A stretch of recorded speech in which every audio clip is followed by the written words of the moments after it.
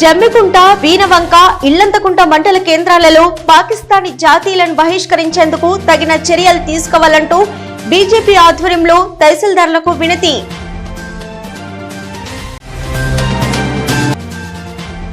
జమ్మికుంట తహసీల్దార్ను ఘనంగా సన్మానించిన కాంగ్రెస్ బీజేపీ నాయకులు.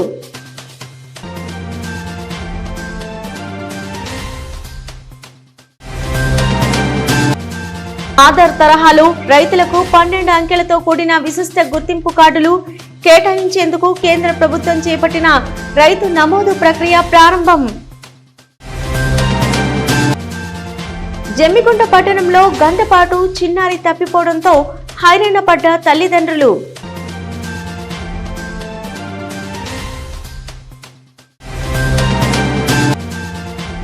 వీనవంక మండల కేంద్రంలో వెలగని విద్యుత్ దీపాలు.